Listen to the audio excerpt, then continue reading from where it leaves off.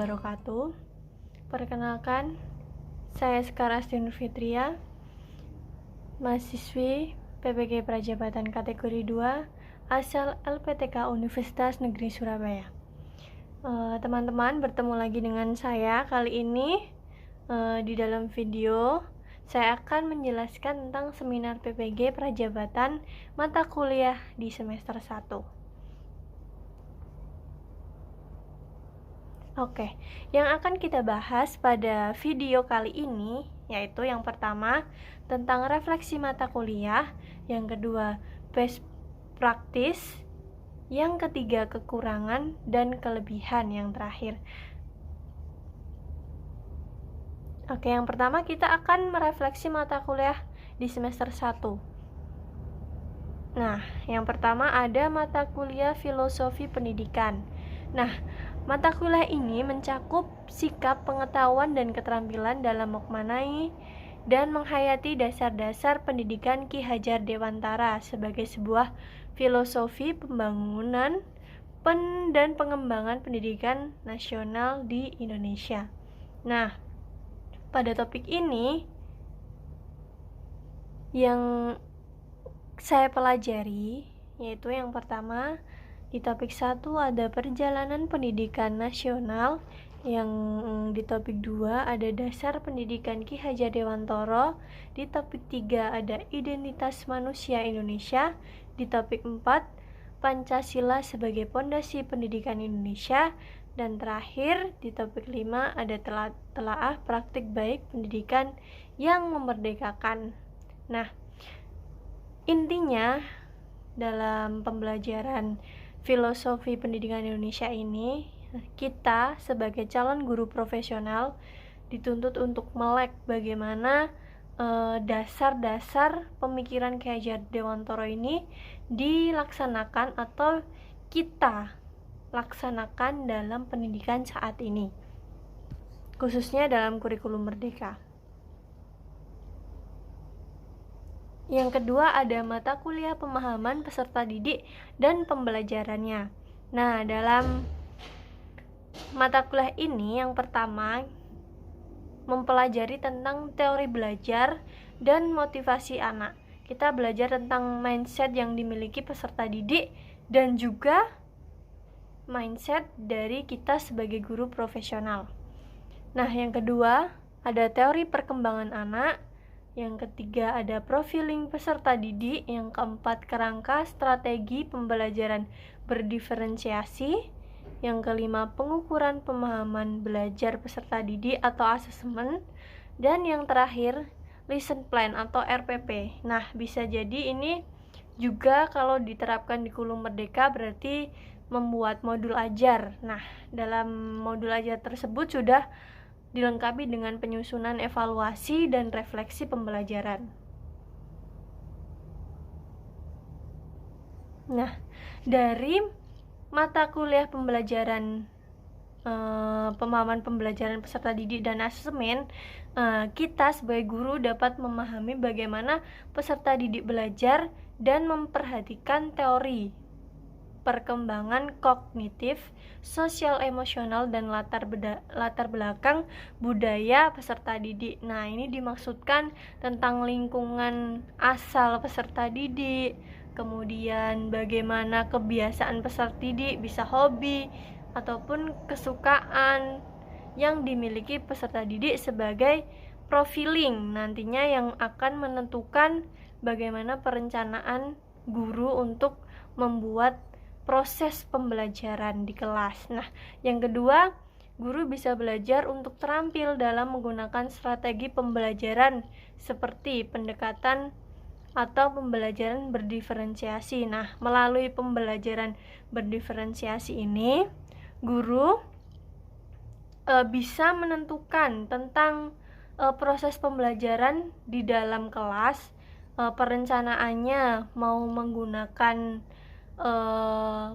konten apa, kemudian prosesnya dari metode pembelajaran seperti apa, dan kemudian ada pun menentukan bagaimana asesmen yang digunakan dalam pembelajaran berdiferensiasi ini terletak pada profiling peserta didik, dan mencakup dalam pembelajaran diferensiasi ini berarti guru harus menyesuaikan proses pembelajaran dengan kebutuhan peserta didik di dalam kelas, di dalam kondisi saat peserta didik di sekolah itu bagaimana, moodnya bagaimana, itu juga harus diperhatikan.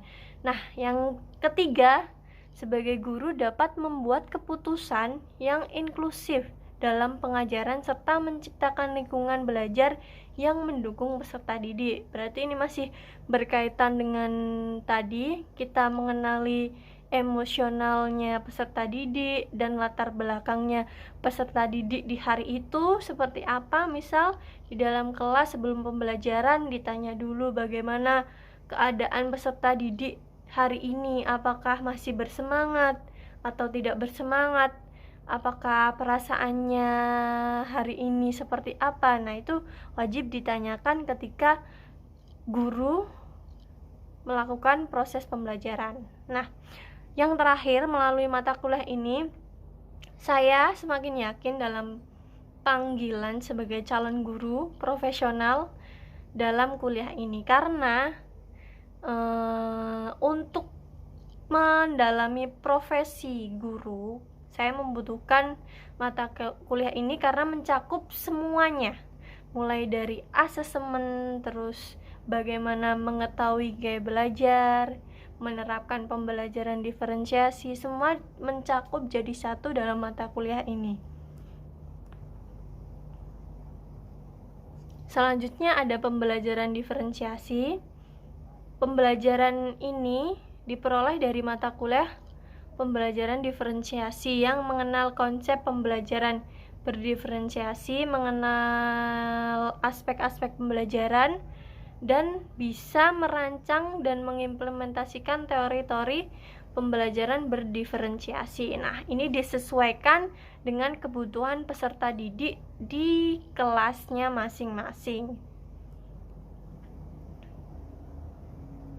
Nah, di dalam mata kuliah pembelajaran diferensiasi, saya mendapatkan satu poin yang penting, yaitu harus memperhatikan aspek-aspek dalam pembelajaran diferensiasi. Yang pertama ada konten. Nah, konten ini tentang materi yang akan diajarkan guru kepada peserta didik.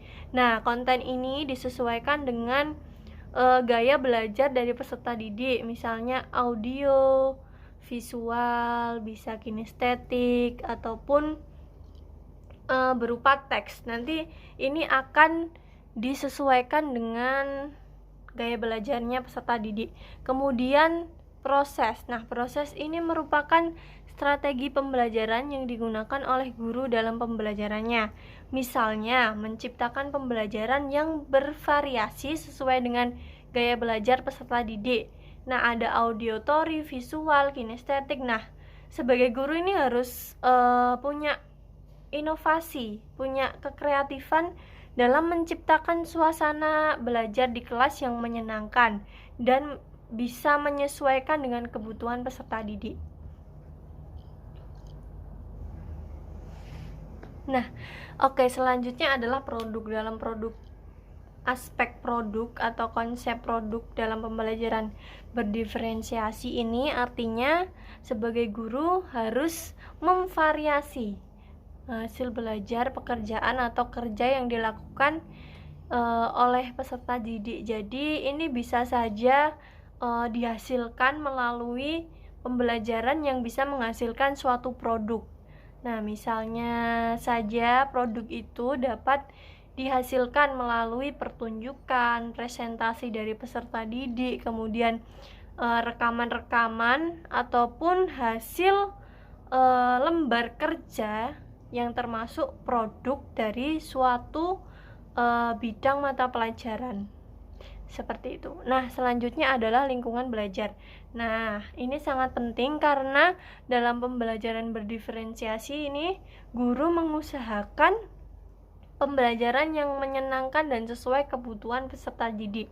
Jadi sebagai guru harus mengikuti atau mengetahui lingkungan belajar dalam suatu kelas. Nah, misalnya dalam materi tertentu. Kita bisa mengelompokkan siswa menjadi beberapa kelompok untuk memudahkan pembelajaran yang diikuti.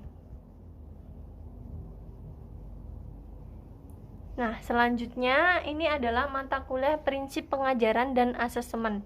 Nah, pada mata kuliah ini pembahasannya adalah tentang pembelajaran paradigma baru dan asesmen yang diterapkan pada kurikulum Merdeka.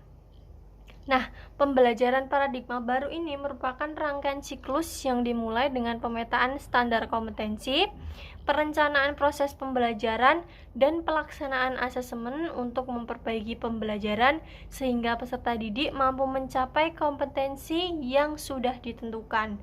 Nah, dalam prinsip mata kuliah prinsip pengajaran dan asesmen ini, kita di dalam perkuliahan membahas tentang bagaimana membuat perancangan di modul ajar, seperti kita menentukan capaian pembelajaran, elemen-elemen sesuai dengan kategori kelas peserta didik, kemudian menentukan asesmen, mau memakai asesmen sumatif, asesmen formatif, ataupun asesmen diagnostik.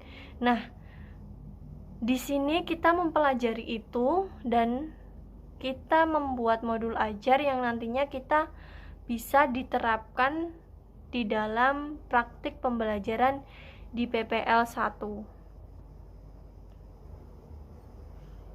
Selanjutnya mata kuliah proyek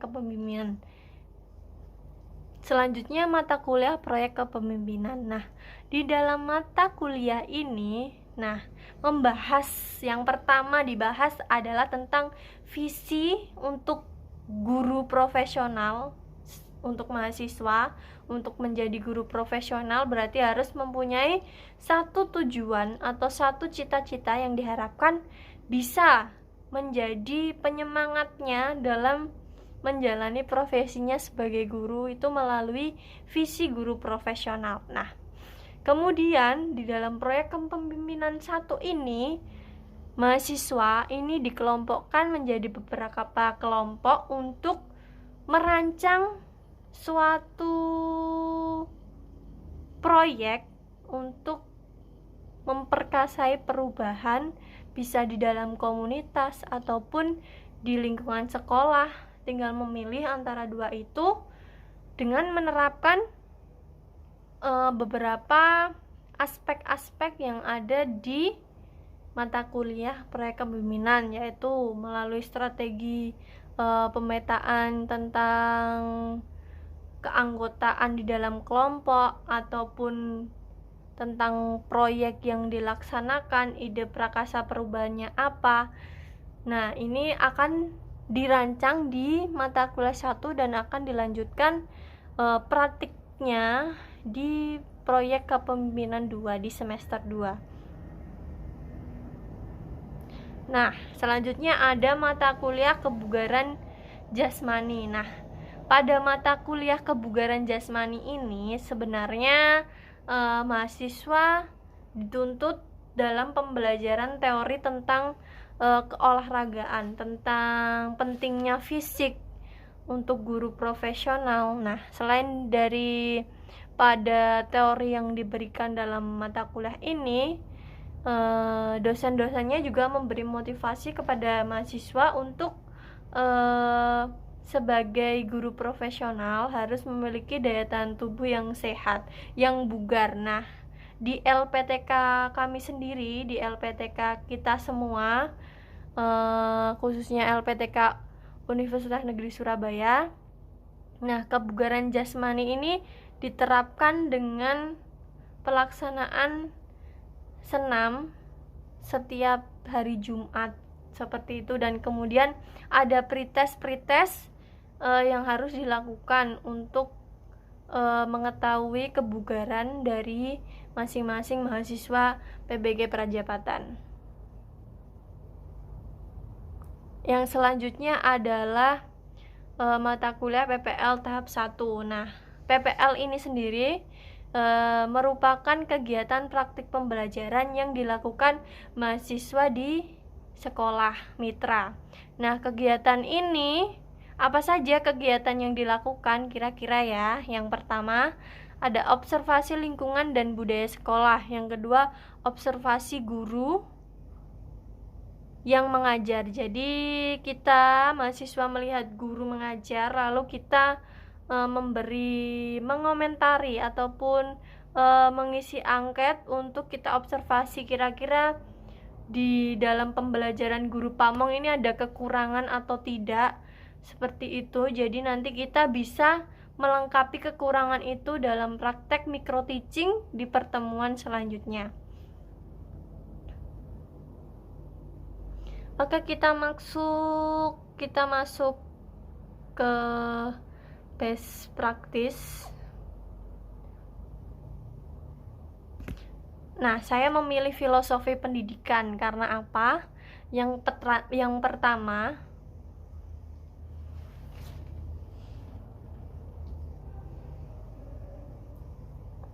untuk pembelajaran bermakna, saya memilih 3 mata kuliah. Yang pertama ada filosofi pendidikan. Nah, kenapa saya memilih mata kuliah ini? Karena yang pertama, keseluruhan mata kuliah mengacu pada penanaman konsep-konsep pemikiran Ki Hajar Dewantara. Mulai dari yang pertama, guru diwajibkan untuk mengetahui identitas Pancasila sebagai dasar negara. Kemudian yang kedua, memahami bagaimana pendidikan harus sesuai dengan kodrat peserta didik. Yang pertama, yang sesuai dengan kodrat peserta didik berarti ada kodrat alam dan kodrat zaman. Nah, kodrat alam sendiri merupakan tempat peserta didik tumbuh. Nah, kemudian kodrat zaman merupakan masa di mana peserta didik tumbuh. Nah, yang terakhir, kodrat anak. Nah, guru harus memperhatikan kodrat anak ini yang berisi tentang kodrat alam dan kodrat zaman. Maksudnya gimana? Berarti kodrat anak ini merupakan bagaimana peserta didik tumbuh sesuai dengan kodratnya, yaitu kodrat alam dan kodrat zaman. Berarti guru harus menyesuaikan dalam proses pembelajarannya, harus menyesuaikan kodrat alam dan kodrat zaman peserta didik. Yang terakhir, pendidikan berpihak dan memerdekakan peserta didik. Nah, maksudnya berpihak dan memerdekakan peserta didik ini bagaimana? Berarti sebagai guru profesional harus memperhatikan itu tadi, gaya belajar, kemudian lingkungan belajar peserta didik, kebutuhan peserta didik yang nanti akan disesuaikan dalam proses pembelajaran, sehingga dalam proses pembelajaran peserta didik merasa senang, tidak terbebani, atau istilahnya pembelajaran itu menyenangkan bagi peserta didik, sehingga peserta didik ini tidak merasa dituntut untuk harus mengerjakan A, mengerjakan B, atau mengerjakan C. Namun dalam pembelajaran harus terstruktur. Mungkin saja ini yang maksudnya memerdekakan adalah nantinya peserta didik bebas mau memilih mungkin hasil dari belajarnya mau dalam bentuk tulisan ataupun dalam bentuk video ataupun dalam bentuk presentasi, seperti itu. Selanjutnya, mata kuliah yang saya pilih yang kedua adalah pemahaman peserta didik dan asesmen pembelajaran. Mahasiswa bisa meningkatkan pemahaman tentang cara belajar peserta didik melalui integrasi teori perkembangan kognitif, sosial, emosional, dan budaya. Nah, dalam mata kuliah pembelajaran dan asesmen ini, pemahaman pembelajaran peserta didik dan asesmen ini, kita sebagai guru mempelajari poin-poin seperti ini. Yang pertama, gaya belajar, pembelajaran berdiferensiasi, pengukuran pemahaman peserta didik melalui asesmen pembelajaran, dan pembuatan RPP modul ajar yang sudah ada evaluasi dan refleksi. Nah, ini mencakup keseluruhan mata kuliah yang ada di PBG. Menurut saya sudah dibahas di dalam mata kuliah ini, sehingga menjadi satu kesatuan menurut saya. Bisa bermakna sekali untuk saya karena mempelajari mencakup semua mata kuliah yang ada di mata kuliah di semester 1. Nah, selanjutnya untuk kelebihan dari seluruh mata kuliah di semester 1 yaitu membentuk guru yang mengamalkan nilai-nilai Pancasila. Nah, ini melalui mata kuliah filosofi pendidikan. Yang kedua, menjadi pribadi yang berkomitmen menjadi teladan. Nah, menjadi teladan ini kita dapatkan dari mata kuliah proyek kepemimpinan, yaitu kita menjadi teladan untuk peserta didik. Yang ketiga, menguasai kompetensi dasar guru berorientasi kepada peserta didik. Nah, ini tentunya saja dengan cara guru memahami karakteristik peserta didik melalui profiling, kemudian lingkungan belajarnya ataupun lingkungan asal peserta didik. Yang keempat, menjadi pembelajar sepanjang hayat serta memiliki dasar-dasar kepemimpinan. Nah, menjadi pembelajar sepanjang hayat ini berarti sebagai guru harus mengupgrade keilmuan kita melalui kurikulum yang diterapkan saat ini. Kita harus menyesuaikan dan harus bisa belajar mengikuti kurikulum yang ada.